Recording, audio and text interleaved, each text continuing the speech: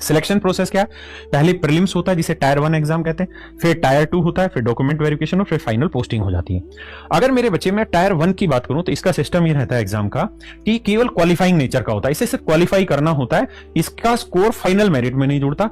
25 सवाल आते हैं मेरे बच्चे रीजनिंग के, 25 ही सवाल आते हैं जीके जीएस के, 25 ही सवाल आते हैं मैथ के और 25 ही सवाल आते हैं इंग्लिश के मेरे बच्चे। कुल मिला के 100 सवाल और 200 नंबर के होते हैं। 1 घंटे का पेपर होता है, ऑनलाइन पेपर होता है, ऑब्जेक्टिव टाइप होता है, कुछ लिखना नहीं होता यूपीएससी की तरह। और भाई आपने वो डायलॉग सुना है ना, काजू किशमिश हो तो हलवा भी अच्छा लगता है, सरकारी नौकरी हो तो दामाद कलवा भी अच्छा लगता है।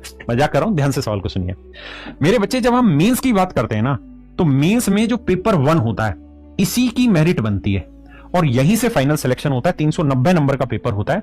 मोटी मोटी बात समझाता हूं, होता क्या है, इसमें 2 पेपर होते हैं, मतलब 2 सेक्शन होते हैं, सेक्शन 1 और सेक्शन 2। सेक्शन 1 में 30 सवाल आते हैं मैथ के और 30 ही सवाल होते हैं रीजनिंग के, तो कुल मिला के 60 सवाल होते हैं। एक सवाल 3 नंबर का, तो 180 नंबर का पेपर होता है पहला, 180 नंबर का, और 1 घंटे का समय मिलता है। जो दूसरा सेक्शन होता है मेरे बच्चे, उसमें 45 सवाल इंग्लिश के आते हैं, जैसे इंग्लिश ग्रामर के, पैसेज के, रीडिंग पोर्शन के, इस तरीके के, और 25 सवाल जनरल अवेयरनेस के रहते हैं। तो कुल मिला के 70 सवाल रहते हैं। 3 नंबर का एक सवाल, तो 210 नंबर का पेपर होता है। तो ये 180 और 210 जोड़ेंगे तो आएगा 390। इस 390 से मेरे बच्चे फाइनल मेरिट बनती है। तो 1 घंटा मिलता है पहले वाले सेक्शन के लिए मैथ रीजनिंग के 60 सवाल, और 1 घंटा मिलता है 70 सवाल के लिए जिसमें इंग्लिश और जनरल अवेयरनेस रहती है ना।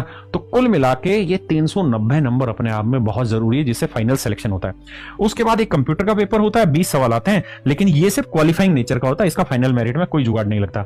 यानी मोटी बात यह है कि मैथ, रीजनिंग, इंग्लिश और जनरल अवेयरनेस ये ऐसे सब्जेक्ट हैं जो आपके प्रीलिम्स में भी आने और मेंस में भी आने, और इन्हीं से ही आपका सिलेक्शन होना है।